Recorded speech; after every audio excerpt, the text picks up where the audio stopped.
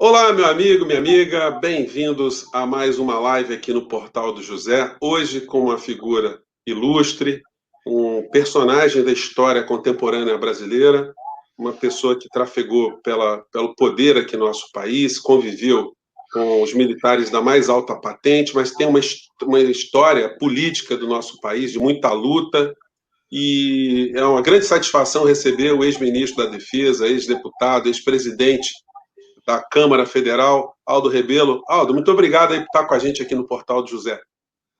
Boa tarde, José. Boa tarde a todos os que nos acompanham nesse encontro aqui.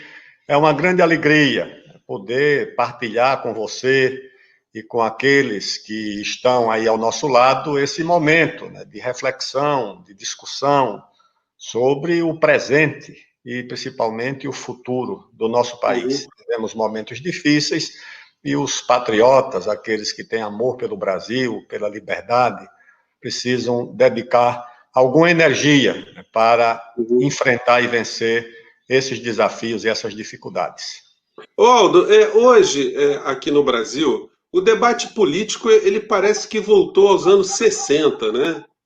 Esse pessoal aí, eles cultivam assim monstros invisíveis e eles ficam o tempo todo procurando os monstros invisíveis, colocando isso como responsáveis, né, pelas coisas que acontecem no Brasil. De vez em quando a gente escuta discurso assim que o Brasil está há 30 anos na mão dos comunistas. Como é que você vê esse tipo de afirmação? Eu vejo como um anacronismo, como uma coisa assim, uma morbidez, uma espécie de deformidade da vida política do país. Nós vivemos, antes dessa pandemia do coronavírus, nós vivemos uma pandemia que foi contra a política. As corporações privadas e públicas tentaram se assenhorear do destino do país, substituindo a política. A mídia, principalmente, corporações como o Judiciário, o Ministério Público, Polícia Federal, se acharam no direito de substituir a política como proprietária do destino humano aqui na nossa pátria. E disso tudo surge essa morbidez, que é o governo atual, com os seus integrantes, e figuras, como o Olavo de Carvalho, que sai da insignificância, da irrelevância, para assumir protagonismo e ressuscita esses fantasmas. O Fórum de São Paulo seria uma ameaça ao Brasil, o comunismo seria uma ameaça ao Brasil, e querem que o país passe a discutir esse anacronismo. Essa não é a agenda do Brasil. A agenda do Brasil é como nós vamos nos livrar do atraso científico, tecnológico, de uma economia que se desindustrializa, de uma economia que não consegue mais gerar riqueza para empregar a população, para gerar tributos, para manter funcionando os serviços públicos. Como é que nós vamos reduzir desigualdades num país que fez um determinado esforço, mas voltou a reproduzir, a ampliar as desigualdades de maneira intensa recentemente? Como é que nós vamos consolidar o processo democrático do nosso país, que vive sofrendo solavancos? Esses são os nossos desafios, e não ficar prisioneiros da arenga de Olavo de Carvalho e dos seus acólitos, ou Pois assédios. Aldo, mas você sabe que essa pregação dentro desse obscurantismo ela é muito eficiente, porque os caras conseguem juntar muitas pessoas no entorno dessas ideias, e eles, por exemplo, eles dizem que se você pega o site do pessoal que está sendo hoje estão sendo objeto de apreensões da Polícia Federal, eles afirmam em vários vídeos que o Supremo Tribunal Federal é comandado pelo Partido Comunista Chinês e pelo Foro de São Paulo. E aí você tem um mundaréu de gente que acredita nisso.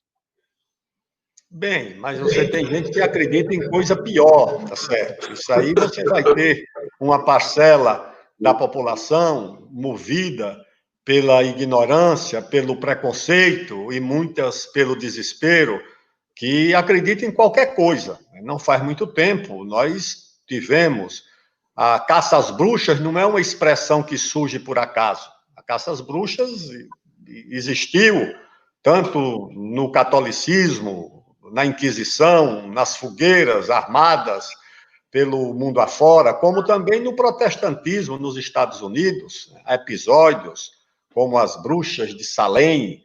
Ou seja, o Rio de Janeiro viveu uma revolta contra a vacina, você imagine. Isso já nesse século XXI, no século XX, aliás, há pouco mais de 100 anos, uma cidade se rebelava com apoio de gente ilustre, como Rui Barbosa, que apoiou a revolta da vacina, porque para vacinar se invadia a intimidade das famílias, das pessoas.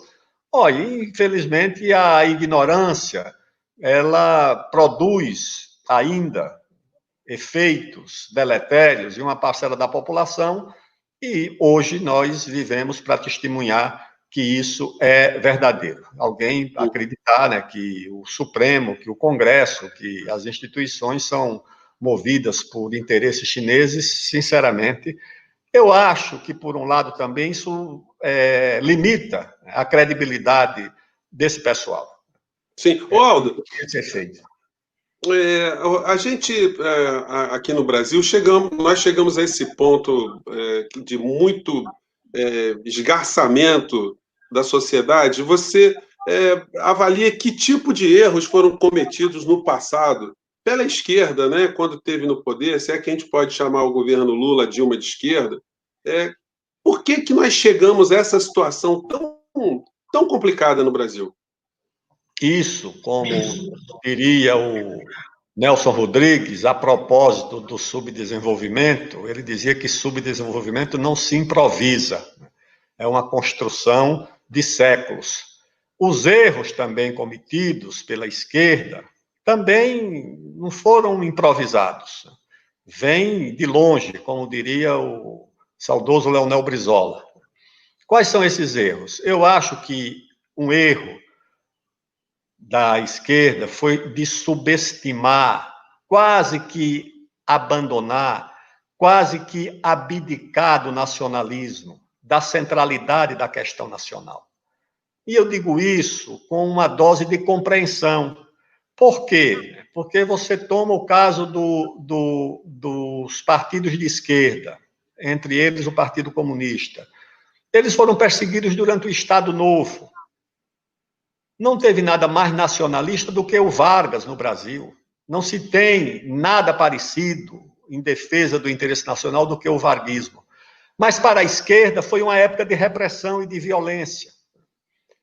Os militares, principalmente o Geisel, também tinham um discurso, uma narrativa nacionalista, mas também foi uma época de perseguição, de exílio, tortura, banimento das organizações de esquerda.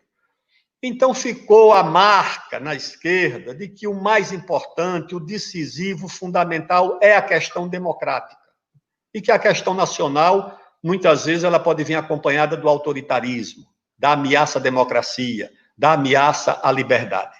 Então houve como se fosse uma quebra de confiança, de afinidade, de identidade entre as chamadas forças de esquerda e a questão nacional e o nacionalismo. E transformou-se quase que numa questão única, a questão democrática, ou seja, tudo é a liberdade, tudo é a democracia. E o esforço de construção nacional é um esforço que se baseia em 3 pilares. Um deles e o fundamental, é a questão nacional. Tá certo? É a construção material, a construção física, a construção científica, a construção tecnológica, a construção econômica do país. Isso é o decisivo. A construção da emancipação nacional. A outra questão é a questão democrática. Você construir um país democrático, com direitos, liberdades, franquias. E a outra questão, o terceiro pilar, é a questão social. Ou seja, você construir uma sociedade socialmente equilibrada, que emancipe da pobreza os mais frágeis, que dê à população mais pobre uma janela para a qual ela possa olhar o mundo com esperança. O problema é que, em determinados momentos da história do Brasil, a questão democrática e a questão nacional entraram em conflito, em contradição. Tomemos o caso, por exemplo, da regência, da época do Império, quando o Brasil viveu 4 guerras civis simultâneas durante a regência. Nós tínhamos um império sem imperador, nós tínhamos uma monarquia sem monarca, o que era uma coisa, era a cefalia do Estado brasileiro e da instituição que era a monarquia. Então, você tinha uma regência. Aí você teve uma guerra civil no Rio Grande do Sul, você teve uma guerra civil na Bahia, a Sabinada, no Rio Grande do Sul, os farrapos, a Sabinada, você teve a balaiada no Maranhão e a cabanagem no Pará. Essas, e já tinham sido precedidas por outras, como a Confederação do Equador, em Pernambuco. O que é que acontece? Essas reivindicações, esses levantes, alguns separatistas, eles eram o estado da arte da reivindicação democrática. A luta da humanidade era a luta pela república. As monarquias representavam o anacronismo, representavam o autoritarismo, e a Europa se levantava pela república. Agora, veja o que é a história.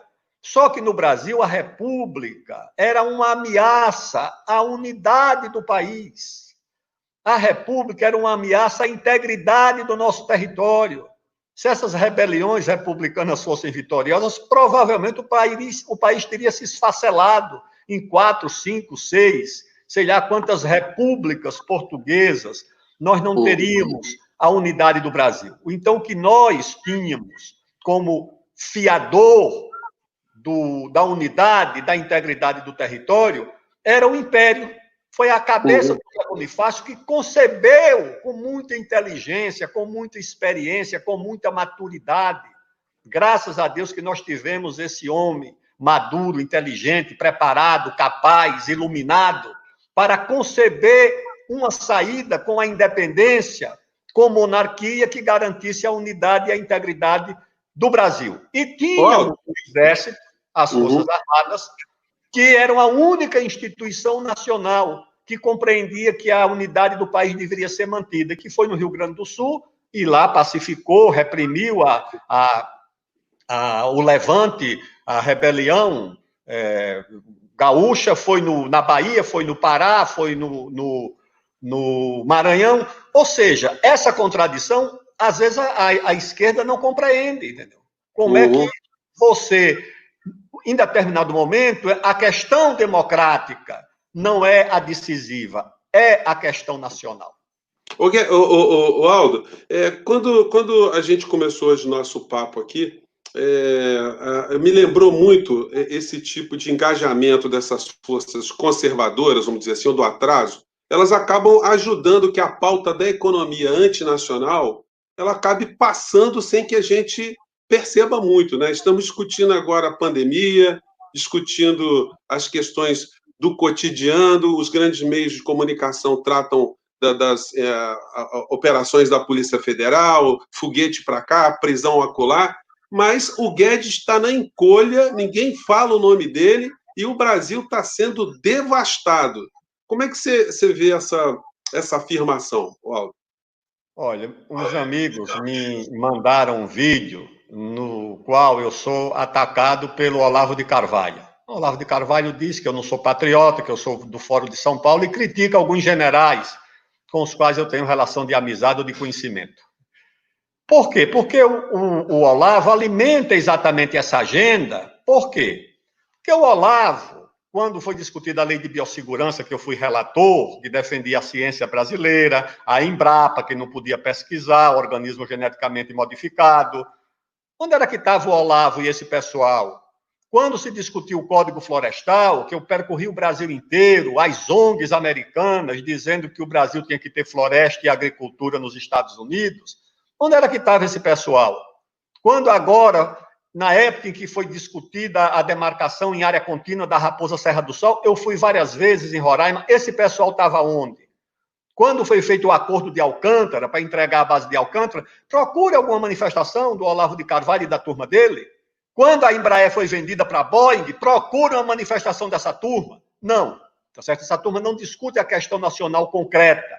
Eles acusam os outros de não serem nacionalistas, tá certo? Mas eles não querem discutir a questão nacional. Eles querem dizer que existe uma ameaça à questão democrática, porque o comunismo, a esquerda, seria essa ameaça. E, lamentavelmente, os setores da oposição progressista agarram essa agenda e alimentam essa agenda, deixando passar ao largo o processo de destruição do país. Eles não discutem a Petrobras, o atentado que foi feito contra a Petrobras, a operação de guerra híbrida que foi feita contra a Petrobras. Eles não discutem que estão leiloando a Eletrobras, que a Eletrobras já foi golpeada lá atrás e agora querem dar o golpe final na Eletrobras, a venda das refinarias da Petrobras. Eles não discutem isso, eles ficam se alimentando dessa agenda onde a ameaça do golpe diz, não, a esquerda diz a ameaça do golpe é a direita diz, não, a ameaça do golpe é deles, a ameaça à democracia é deles, a ameaça à democracia é de lá. E a questão nacional, eu lembro disso na época que eu era estudante, quando nós discutíamos a formação da plataforma, das bandeiras, durante a época do regime militar, que nós queríamos, os nacionalistas diziam, tem que ser terra, trabalho, liberdade e independência nacional. Uma parte dizia, não, a independência nacional não pode ser bandeira porque ela divide a frente democrática. E dividia mesmo. Por quê? Porque muita gente era a favor da democracia contra os militares, exatamente porque achavam que os militares eram nacionalistas. Não era por causa da democracia. Eles queriam acabar com o regime militar pelo nacionalismo, pelo projeto nuclear, pelo Plano Nacional de Desenvolvimento. Era essa a bandeira. E uma parte desses setores progressistas dizia, não podemos abraçar o nacionalismo, porque senão nós nos separamos dos nossos amigos liberais, que são a favor da liberdade, contra a ditadura, mas também são contra a independência nacional. E isso vem até hoje com esses efeitos deletérios. Agora, a esquerda abraçou essa chamada agenda identitária, que é a agenda dos costumes, a agenda do comportamento, a agenda dos direitos individuais, que são importantes, que devem ser protegidos e discutidos, mas que são direitos individuais, manifestações de direitos individuais. O grande interesse coletivo, o projeto coletivo, esse foi praticamente abandonado, né? Porque ele não existe separado do projeto nacional. Aldo, e aí a gente chega no momento atual. Diante dessa entrega que o Brasil está sofrendo, muitos de nós acreditou que os militares que foram para o governo Bolsonaro funcionariam como uma espécie de muro de contenção, que a entrega da infraestrutura, nossa soberania energética, a Petrobras, enfim, isso tudo receberia algum nível de contenção por parte dos militares. Mas do jeito que as coisas estão andando, se o Brasil for todo privatizado, daqui a pouco a gente não precisa mais forças armadas. Porque vai ter marinha para quê? Para proteger plataforma da Shell, plataforma da ESSO? É isso que esses caras estão fazendo. O que aconteceu com os militares dentro do governo Bolsonaro? Eles têm capacidade para entender o que está acontecendo ou você acha que tem gente de má fé no meio dessa história? Em primeiro lugar, Forças Armadas, instituições armadas, são instituições de Estado. Só fazem sentido como instituições de Estado. Como conceito liberal, Forças Armadas nem deveriam existir, porque é uma rubrica cara na despesa pública. Agora, Forças Armadas como instituição de Estado só fazem sentido se existir Estado, tá certo? Se não existir Estado, não faz sentido Forças Armadas, porque elas são instituições de Estado e do Estado nacional. Eu acho que alguns desses militares da reserva que foram para o governo, eles alimentaram a ideia de que podiam conter, de certa forma, o presidente, o Bolsonaro. Eu acho que era uma ilusão. O Bolsonaro, ele só ouve a família, ele só ouve os filhos, ele só ouve o Olavo de Carvalho. Tanto é que a família e o Olavo, seguidamente, humilharam vários desses militares, vários desses generais. O próprio Heleno foi humilhado, o filho do Bolsonaro acusou o Heleno de ser responsável por aquela droga estar no avião, lá na Espanha, né, que ele não teve o cuidado, não protegeu a delegação do pai. Depois disse que outro general, o Olavo, xingou pesadamente, com palavras que nós não podemos nem pronunciar aqui publicamente, um outro militar também. O outro disse que o próprio Bolsonaro chamou um militar de melancia, o outro que não dirigia nem guerra de travesseiro. Ou seja, um achincalhe completo. Para se ter uma ideia, a famosa reunião do dia 22 de abril, aquela dos palavrões, ninguém se apercebeu, poucos se aperceberam, que aquela reunião foi convocada para discutir o plano do general Braga Neto, o pró-Brasil, aquele que foi chamado de Plano Marshall, era para discutir aquele plano. E na reunião, o Braga Neto nem abriu a boca. A palavra plano não foi nem pronunciada. Foi aquele episódio lamentável de palavrões. E, no fim, prevaleceu o quê? Sabe o que é que aconteceu no outro dia, quando o Supremo divulgou a reunião do dia 22 de abril? A Bolsa subiu, o dólar caiu. Sabe por quê? Porque a leitura do mercado foi que quem mandou na reunião foi o ministro da Economia. Ele Paulo que Guedes. tinha... O Paulo Guedes tinha dominado a reunião. Aldo, eu queria te fazer um reparo. Eu queria fazer um reparo, porque é o seguinte, quando a gente assiste a reunião do dia 22, aconteceu o seguinte, o Braga Neto, ele fez lá no PowerPoint, ele fez a apresentação do tal plano. Só que na sequência, o Paulo Guedes o humilhou. Se você observar direito, ele humilhou o Braga Neto, quase chamou o Braga Neto de ignorante, de topeira, e desconstruiu a ideia do programa, de não ser o programa Marshall, e a coisa foi tão patética, eu assisti 2 vezes a reunião para poder certificar, né?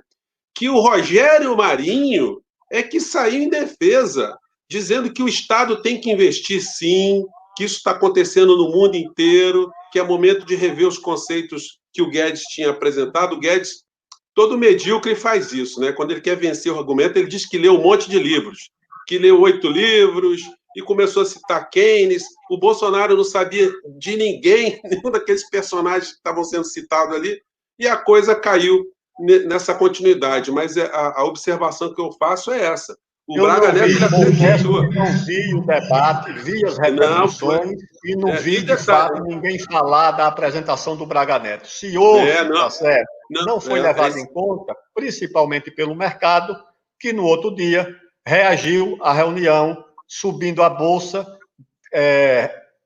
caindo o dólar, porque a leitura que foi feita é que quem continuava no comando era exatamente o ministro da Economia e não o Braga Neto. Então, esses militares, eles não têm, de fato, ascendência sobre o presidente, né? O presidente talvez já esteja um pouco decepcionado com o ministro da Economia, o Paulo Guedes, mas ele também não tem solução, porque eu acho que ele está entre 2 temores, entre 2 receios, o presidente Bolsonaro.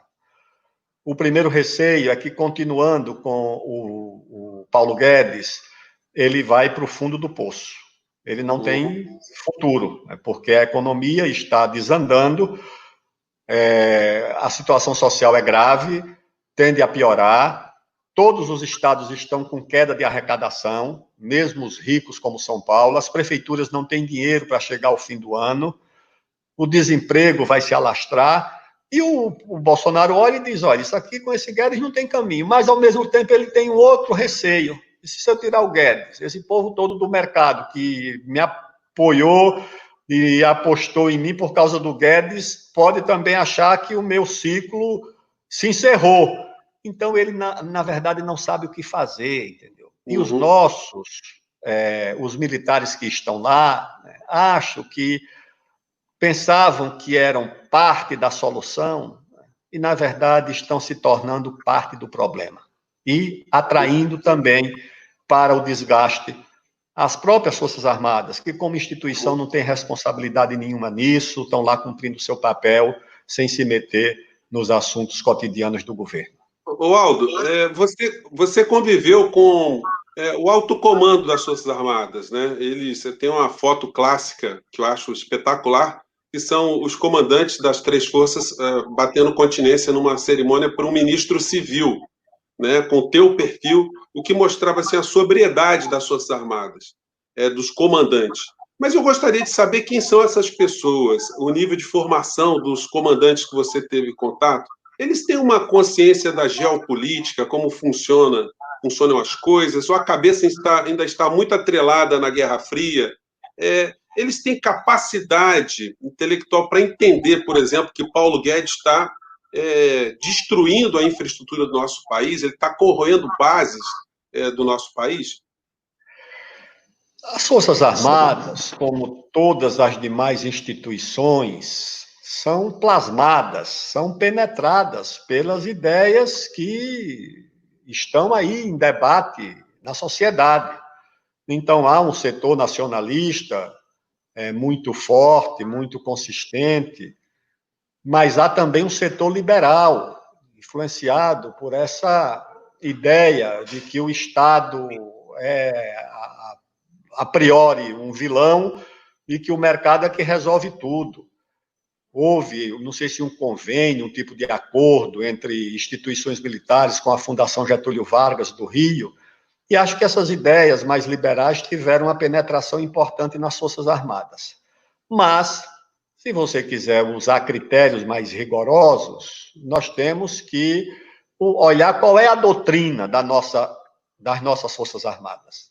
A doutrina está estabelecida em 2 documentos básicos: a Política Nacional de Defesa e a Estratégia Nacional de Defesa. E são documentos, além de muito bem elaborados, muito bem escritos, passaram pelo crivo, pelo escrutínio das melhores cabeças do Exército, da Marinha, da Força Aérea, do Itamaraty. Aliás, a redação final foi dada por um embaixador saudoso, né, muito nacionalista e muito preparado.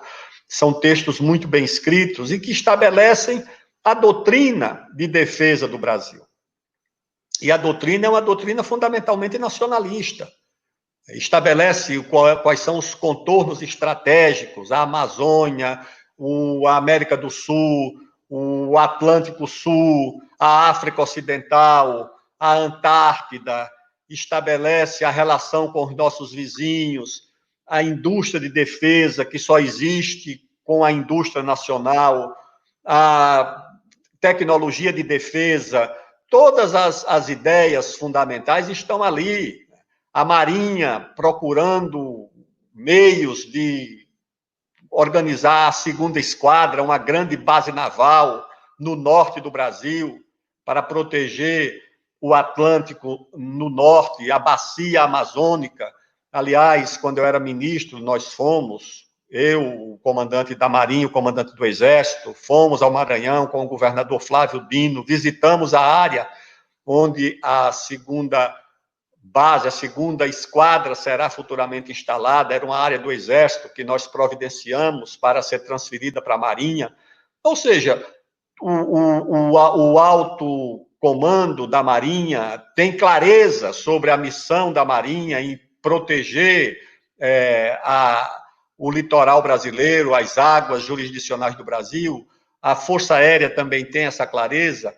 Agora, tem outros setores que, em economia, têm posições assim muito, muito liberais, né? E acho que esse debate acontece, está presente, mas as Forças Armadas têm uma visão, um caminho que é essencialmente nacionalista.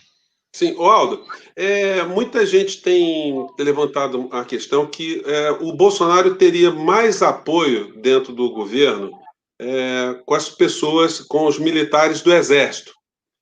Dá para a gente separar esse tema? Assim, as Forças Armadas são uma força monolítica? Ou a gente poderia entender que a Marinha tem uma interpretação, a Aeronáutica tem outra interpretação, o Exército tem outra interpretação da realidade, e por conta dessas visões distintas, não é possível a gente dizer que o Bolsonaro teria a unidade de Forças Armadas concordando com o governo dele. As Forças Armadas não se metem muito na política do governo. Como instituições de Estado, elas se dispõem a apoiar as ações do governo, mas as ações da administração pública, não a politicagem partidária. No Ministério da Defesa, a minha experiência é que o governo contou em políticas públicas com o apoio, sem nenhuma restrição das Forças Armadas, como apoiaram no governo do Fernando Henrique, como apoiaram no Temer, e devem apoiar políticas públicas no governo do Bolsonaro. Isso não significa um engajamento político partidário. Significa o seguinte: instituições de Estado apoiando políticas públicas de interesse nacional. Eu lembro do episódio era quase uma epidemia de Zika, que era usada pela mídia para atacar o governo, demonstrando que haveria um apagão de saúde, um apagão de gestão no governo da Dilma, e ela estava muito preocupada.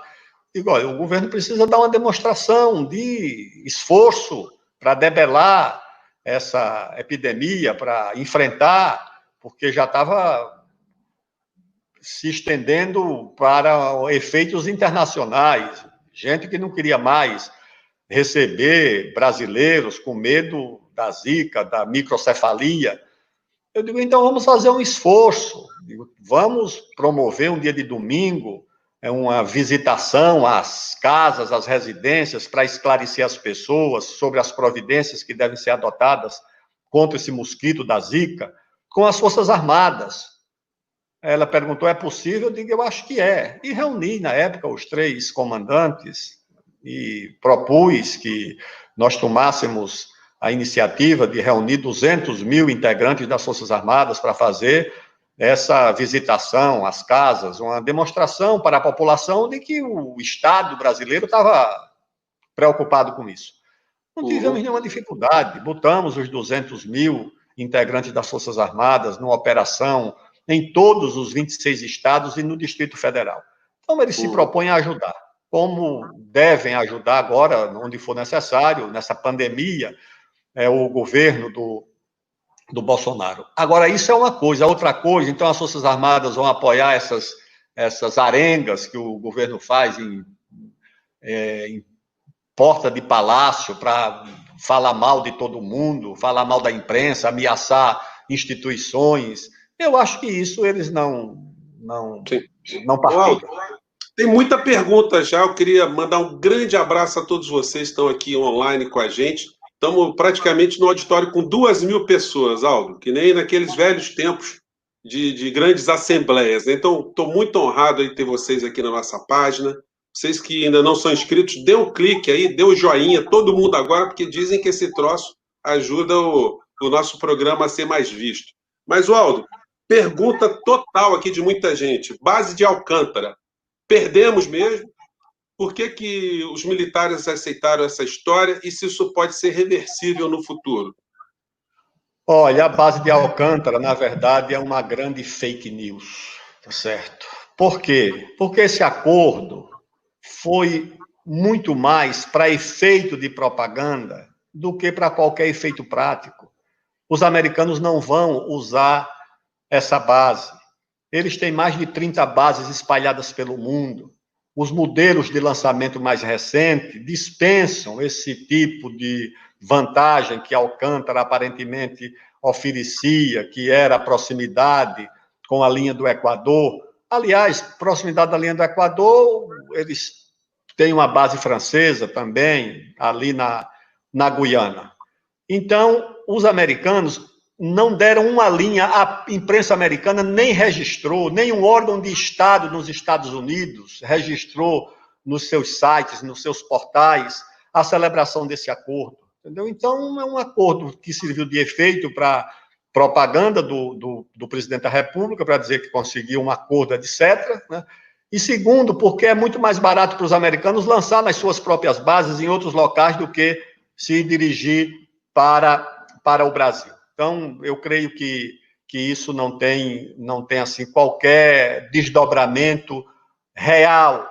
O Brasil, se quiser destinar Alcântara como um local importante no seu projeto aeroespacial, tem que fazer cooperação mais ampla, tem que deslocar para aquela região unidades de inteligência, de ciência, de tecnologia, ainda é o melhor local que nós temos, mas esse acordo com os americanos, dizer que isso vai trazer recursos, meios, é uma ilusão. Aliás, o portal que eu constituí com um grupo de amigos, o Bonifácio, publicou um longo documento de um especialista, que foi, inclusive, diretor da empresa que foi criada para fazer o acordo de Alcântara com os ucranianos. Ele fez um diagnóstico completo. Esse documento está publicado lá no portal Bonifácio, mostrando a inviabilidade para além de não corresponder ao interesse nacional desse acordo de Alcântara. Como também foi feita a advertência em relação... Na mesma linha, pergunta sobre... Na mesma linha, pergunta sobre Embraer. Por que as Forças Armadas também aceitaram com muita passividade, né, a transferência de tanta tecnologia estratégica no campo da aviação, né, para a Boeing, que agora deu com os burros na água, e se bobear, esse troço vai parar lá na China?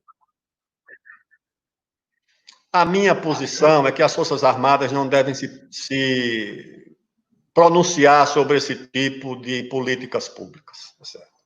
Certa vez perguntaram ao general Osório se ele apoiaria um determinado fulano para um cargo lá no Rio Grande do Sul. E o Osório respondeu: olha, um militar na ativa não deve apoiar ninguém para cargo político, porque na medida em que ele pode apoiar, uma hora também ele pode desapoiar. Então, ele pode vetar, ele pode apoiar. Então, militar em posto de comando não deve se pronunciar sobre isso. Isso é uma responsabilidade de governo. O comandante do Exército, da Marinha, da Aeronáutica não pode dizer eu sou a favor ou sou contra. Isso é impertinente para os militares. Quem deve falar sobre essas decisões políticas é o ministro da Defesa. Os militares cumprem uma função de subordinação que não cabe se meter a opinar sobre decisões de políticas de governo, porque daqui a pouco tem uma ala dizendo que apoia, outra ala dizendo que não apoia, e cria um processo de divisão dentro das Forças Armadas. Então, eu acho que o melhor... Sim. Não, a gente viu agora o comandante maior das Forças Armadas norte-americanas fazendo um pronunciamento nesse sentido, de que as Forças Armadas elas devem sustentar o Estado, o país, a nação, e não servirem a governos. E isso causou, assim, grandes discussões aqui no Brasil também, né? Mas o que a gente tem visto são militares emitindo nota para cima e para baixo, emitindo conceito, mostrando assim que não tem muita clareza dos limites constitucionais, não tem uma leitura da Constituição Federal. Eu agora, antes de começar o nosso papo aqui, eu vi uma entrevista do general, eu não sei se a gente pode chamá-lo de general Hamilton Mourão, né? Porque ele se autoproclama, eles não conseguiram desencarnar, né? Não conseguiram sair da matéria ainda. Eles carregam o generalato na sua identidade. Então, quando eles assinam, o que é uma coisa que eu acho absolutamente irregular, para dizer o mínimo, eles assinam sempre como general Hamilton Mourão.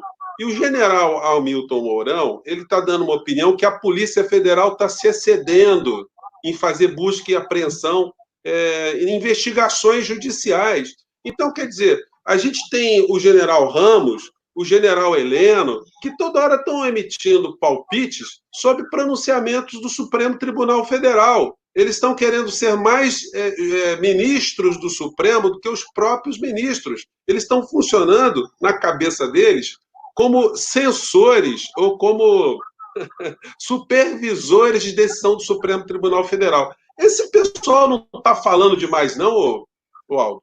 Eu acho que não. Eles têm a opinião deles, eles não são militares, eles são civis, eles estão afastados da tropa, eles são subordinados, são ministros do presidente da República. E como ministro, ele pode dar a opinião dele. Quem não deve se meter na política é quem tem comando da tropa. O que é que o Mourão comanda? O que é que o Heleno comanda? Não comanda nada, comanda a secretária dele, o gabinete dele. E olhe lá, tá certo? Então, eles podem dar a opinião que quiserem. Os da reserva também, é muita valentia quando vai para a reserva, muita inteligência, muito patriotismo. Eu acho que isso é irrelevante, sinceramente. Nós não devemos valorizar essas arengas desse pessoal da reserva, porque isso também não tem mais relevância nenhuma. Aliás, eu acho que depois que esse Olavo de Carvalho, que os filhos do Bolsonaro, né, que as redes sociais do gabinete do ódio passaram a atacar de maneira tão violenta nesses militares, o próprio Heleno foi atacado, como Santos Cruz foi atacado, como Vilas Boas foi atacado. Quem é que não foi atacado por esse gabinete do ódio? O Olavo ataca quase que diariamente. E eles um pouco reagiram, entendeu? Agora vai reagir contra o Supremo, vai reagir contra o Congresso. Não vai o quê? É para proteger quem? Essa moça que foi presa hoje? É para proteger aquele pessoal que foi fazer fogos de artifício em cima do Supremo? Aldo, mas nesse aspecto que eu queria tocar a tua opinião, porque é o seguinte, eu que fui professor minha vida inteira, né, professor de Direito Constitucional, dei aula até para militares também. É muito chocante a gente ver o desconhecimento dos limites constitucionais, deles não entenderem as devidas funções das instituições e fomentarem esse debate maluco. Enquanto nós estamos conversando aqui, olha, é impressionante, Aldo, como é que tem gente que tem medo de golpe militar. As pessoas acham que essas borbulhas, essas opiniões que os militares estão dentro do governo, ou ex-militares, que isso representa uma ameaça de ruptura da democracia capenga que a gente tem, mas é o que nós temos e que temos que garantir. Mas, no entanto, muita gente dorme preocupada toda vez que uma pessoa dessa emite uma nota, emite uma opinião, dá uma entrevista no jornal. A gente teve essa história do general Ramos, que deu essa interpretação que se o outro lado esticar a corda, que, enfim, essas coisas assim que são verdadeiras aberrações. E me preocupa muito a ignorância constitucional, a ignorância jurídica de pessoas como essa. Como é que você vê isso? É que talvez essa limitação, esse receio, seja o objetivo alcançado, né? Seja o que eles queiram. Né?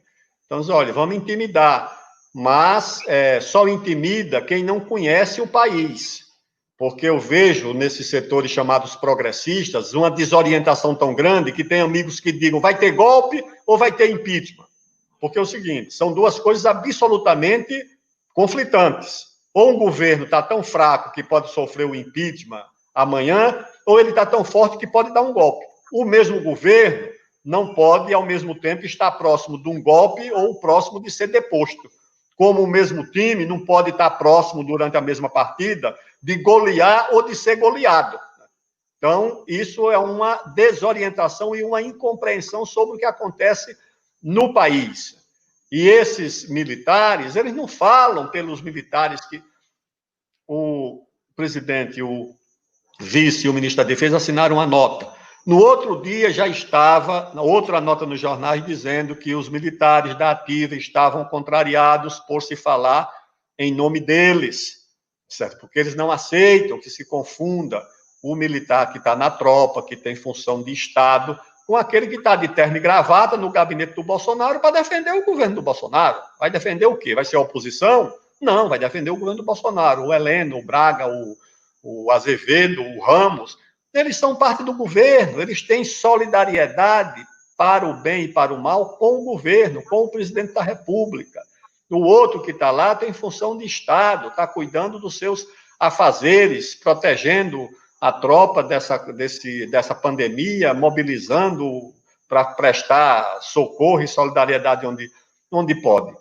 E as pessoas ficam, naturalmente, por desconhecimento, né, da realidade, da conjuntura, intimidadas. Eu não vejo nenhum risco para a democracia no Brasil. Quem é que vai pôr em risco? Alguém imagina, pelo amor de Deus, que os militares vão dar um golpe para entronizar o Olavo de Carvalho, os filhos do Bolsonaro e o Bolsonaro. Para quê? É para isso? Ou seja, dar mais poder para eles? Não, vamos fechar agora o Supremo, fechar o Congresso, para o Bolsonaro virar um ditador. Pelo amor de Deus, que é isso? Para dar poder a esse ministro da Educação, a esse ministro das Relações Exteriores. Não, essa possibilidade não existe. E dar um golpe para tirar o Bolsonaro e botar os próprios militares, nem pensar. Isso não passa pela cabeça deles. Assumir o quê? Assumir o país nessa pandemia, os militares vão dar conta, então, de enfrentar o déficit de 800 bilhões de reais que se avizinha, a mortandade que está acontecendo no país, a quebradeira das prefeituras, dos estados. Não passa pela cabeça deles. Isso é um problema que o civil tem que tomar conta. Como é que a gente faz para sair dessa armadilha? Porque esse discurso, esse debate, ele fica sendo fomentado, né? O pessoal da direita, o que estão sendo objeto hoje da ação da Polícia Federal, que criaram esse gabinete informal do ódio, né? Eles pensam muitas vezes que o gabinete tem que ter uma sala. Muita gente não sabe que a associação criminosa, ela não se faz necessariamente tendo um gabinete, né? Senão seria fácil você destruir o crime no mundo. Mas essas pessoas estão articuladas e elas ficam fomentando esse discurso, que o Bolsonaro tem que fechar o Congresso, tem que dar um basta no Supremo Federal, tem que respeitar a lei, desde que a lei seja a obediência ao Poder Executivo. E nós, do campo democrático, acabamos caindo nessas armadilhas e debatendo essas hipóteses. A gente vê os grandes meios de comunicação, os telejornais, os debatedores da área política, toda hora pautando esse tema, requentando essa história que vai ter golpe, que não vai ter golpe, que o general ameaçou. E tem uma coisa também, né? Golpe anunciado é um negócio meio estranho também, né? Os caras anunciando golpe durante um ano. Eu não tenho medo de golpe anunciado, eu tenho medo do golpe que eu não conheço, tá certo? Golpe cuja articulação eu sei onde está, eu não temo. Eu temo daquela que eu não tenho conhecimento. Aqui nos anos 30, viveu um embaixador do México, que era um ensaísta, um homem de luzes, que uma vez ele fez um pronunciamento, uma aula no Instituto Rio Branco, no Rio de Janeiro, nos anos 30, e disse uma coisa muito sábia. Ele disse o seguinte: las lejanías nos curam de la cercania. Ou seja, o que está longe nos cura do que está perto. E falava sobre a política, e dava até o exemplo do marujo, quando está num barco, no meio da tormenta. O marujo não olha para o casco do navio. Se ele olhar para o casco do navio, ele se embriaga, ele fica mareado, ele tem que olhar na linha do horizonte para tirar o navio da tormenta. É como o soldado que marcha, ele olha na frente, no ombro do que está na frente, ele não olha para os pés, senão ele sai da linha, ele sai da fila. Então, se nós só olharmos para o casco do navio, nós vamos perder de vista a linha do horizonte. Ou seja, qual é o rumo? Para onde é que nós vamos? Com que força nós vamos? Com que ideias nós vamos? Com que plataforma nós vamos?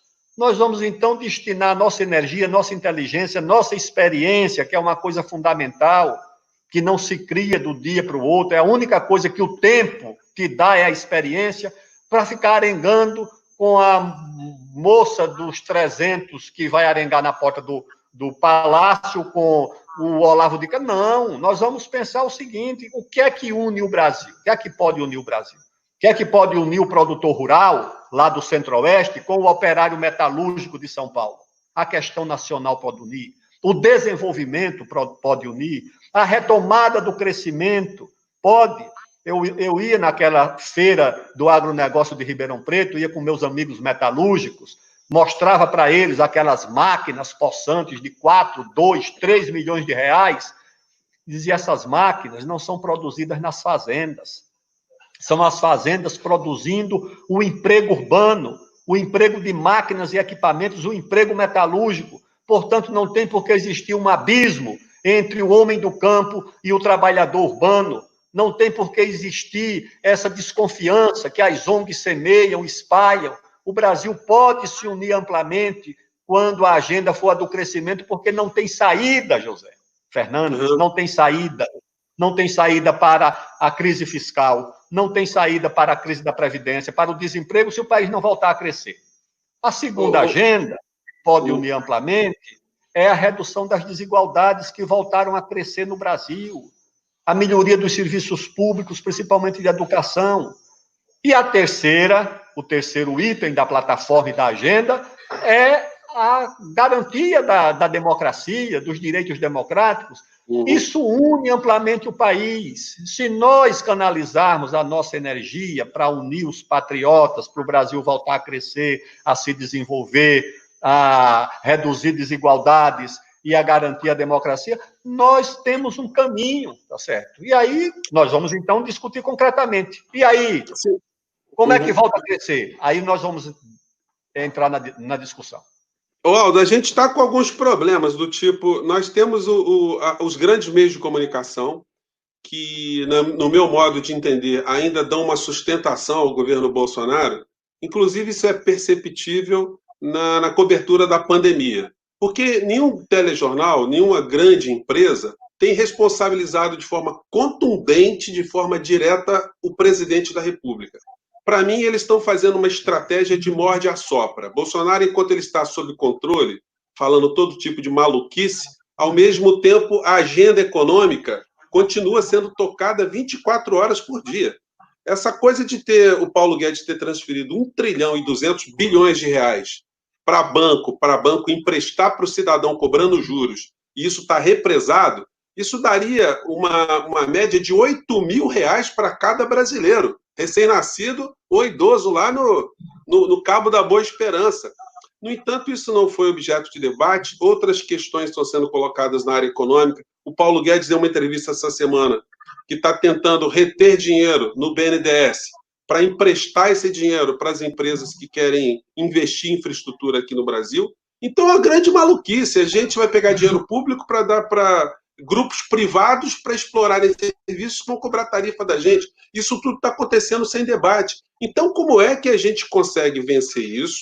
Ainda tem outro, a pergunta é complexa, ainda tem outro grupo de apoio desse governo, que são esses pastores que criaram partidos políticos travestidos de igrejas, e você tem esse pessoal na rede bolsonarista que vai chamando a atenção sempre para o outro lado. Nós estamos aí com um desafio gigantesco para colocar essa agenda aí que você está colocando, de unir as pessoas em cima de um nacionalismo com tantas coisas contrárias ao mesmo tempo. Como é que a gente faz? O que a gente faz é o seguinte: as pessoas não querem saber da nossa crítica ao sistema do Guedes, porque ela é autoevidente. O que nós precisamos é dizer para as pessoas o que é que nós faríamos no lugar dele, tá certo? Dizer que o Guedes está fazendo errado, a realidade já diz, basta olhar a taxa de desemprego, a crise fiscal dos municípios, dos estados, não vai ter dinheiro para o município chegar no fim do ano. Um estado como São Paulo teve queda de arrecadação de 30% do ICMS no mês de maio, e já vinha caindo desde janeiro. Então é o seguinte, a política econômica do Guedes é autocriticável. Hoje ele perdeu um dos seus dirigentes lá, que era um dos homens do mercado, né, o Mansueto, que renunciou. Então, isso é muito fácil de fazer. O que nós precisamos dizer para as pessoas é o seguinte: tudo bem, e os senhores fariam o que no lugar do Guedes? Essa é que é a questão decisiva. O que é que nós vamos fazer? É aí que deve ser empregada a nossa inteligência, a nossa criatividade. Ou seja, o Brasil é um país tão promissor, é um país que, se nós olharmos, como dizia o Alfonso Regis, o embaixador mexicano nos anos 30, se nós olharmos na linha do horizonte, nós vamos ver tantas coisas boas que podem ser feitas, mas nós resolvemos nos embriagar olhando para o casco do navio, tá certo? Então, é o seguinte, vamos fazer a crítica do Guedes, mas vamos apresentar para o nosso povo uma plataforma. O Brasil tem a maior fronteira mineral do mundo. A maior fronteira mineral é brasileira, eu conheço, fui ministro da Ciência e Tecnologia, recebi aqui delegações do mundo inteiro. A Angela Merkel, a primeira-ministra alemã, veio aqui com 12 ou 11 ministros. Eles queriam ir para onde? Eles não me pediram para visitar o Centro Tecnológico em Campinas, o Instituto Tecnológico da Aeronáutica, eles não me pediram para ir visitar o CENEPEM, o Centro de Aceleração de Partículas de Energia, aí em Campinas. Eles pediram para ir para a Amazônia. Eu botei essa delegação no avião da FAB e levei lá para a Amazônia para inaugurar uma torre de 350 metros. Era lá que eles queriam ir, porque ali também tem uma fronteira importante que o Brasil nem discute. Isso é uma agenda das ONGs. Então, o Brasil tem a principal fronteira mineral. O Temer tentou regularizar a exploração de minérios na Amazônia, quase caiu um pedaço do mundo. O mundo inteiro veio aqui a Gisele Bündchen, a Globo reagiu, as celebridades da Globo, a esquerda ficou quieta, intimidou-se, e o Temer teve que retirar o projeto de regularização. O Brasil vai abdicar de explorar minério em 2/3 do seu território. E a esquerda diz o quê? Não diz nada, meu amigo. Fica quieta, entendeu? Porque está intimidada pelo processo europeu das ONGs, dizer que nós estamos destruindo a Amazônia porque queremos tirar o diamante que tem lá, o ouro que tem lá, o petróleo, o ferro, o minério. Pelo amor de Deus. Então, nós temos essa fronteira mineral.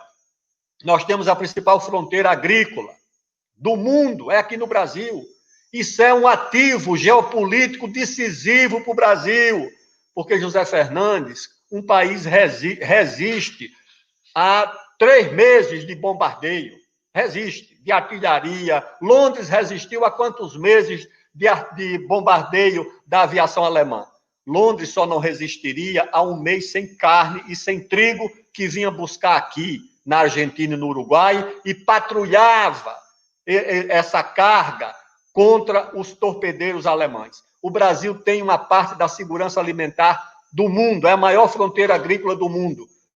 Os bandeirantes fizeram uma marcha para o oeste, o Getúlio Vargas fez outra marcha para o oeste, Juscelino prosseguiu com a inauguração de Brasília, e nós abandonamos, ou seja, essa agenda desapareceu para o Brasil. Nós voltamos a ser uma sociedade de caranguejos, como disse um cronista, lá na época da colônia. O caranguejo vive no litoral andando de banda, né, para cima e para baixo, sem olhar o Brasil profundo, sem olhar a Amazônia. Nós precisamos de uma terceira marcha, uma quarta marcha para o oeste. Não é para devastar, para derrubar mata, não. É para colocar essa riqueza que existe no Brasil profundo a serviço do nosso desenvolvimento, a biotecnologia da Amazônia. Ao invés do corredor tríplice A, não tem um corredor triple A, que é o corredor dos Andes com a Amazônia e o Atlântico, que nasce dos interesses imperiais. Nós devemos fazer o corredor para o Pacífico, levando a ligação. Os americanos ligaram o Atlântico ao Pacífico em 1859 e nós não conseguimos ligar até hoje, meu amigo. E ninguém discute isso, só o Euclides da Cunha, que deixou um livro escrito sobre essa questão no começo do século passado. As forças progressistas discutem isso? Não. Discutem orientação individual, orientação não sei de quê, agenda do comportamento, agenda não sei de quê. Pelo amor de Deus, sinceramente. Aldo, não, e acaba, enfim, o papo aqui dá para render bastante, né? Acabam dando muito combustível para as pessoas que vão atacando os movimentos identitários e acaba a pauta toda nos chamando a atenção, né? Mas olha só, estamos no finalzinho, na rodada final. Eu queria que você desse uma agora de mãe Diná. Você dissesse o que vai acontecer com o Brasil nos próximos anos, levando em consideração teu conhecimento em geopolítica, você que é um conhecedor das instituições e dos agentes políticos. Que panorama dá para a gente traçar, Aldo, para as pessoas que estão com a gente aqui? Já aumentou bastante o número de pessoas, quase 3.000 pessoas com a gente online aqui. O que dá para a gente dizer para esse povo todo? José Fernandes, nós vamos sair dessa confusão, tá certo? esse fantasma de Bolsonaro e essa coisa terrível, né, esse que saiu dessa última eleição, né, isso vai ficar para trás. Daqui a alguns anos, não sei se 20 ou 30, o Brasil será a quinta economia do mundo, tá certo? Na nossa frente ficarão a China, que será a primeira, a Índia, que será a segunda, os Estados Unidos, que serão a terceira, a Indonésia, que será a quarta, o Brasil, que será a quinta, na frente da Alemanha, do Japão, da França. Olha, não é prognóstico meu, não. Isso é da principal consultoria internacional de economia, que publicou isso há alguns anos. Exatamente por causa da nossa fronteira agrícola, exatamente por causa da nossa fronteira mineral, exatamente porque nós temos ainda uma base científica e tecnológica meio defasada, meio antiga, mas ainda temos de institutos, de engenharia. Isso vai nos dar, tá certo, a inteligência, a população, a base física, o território, isso vai nos dar protagonismo no mundo.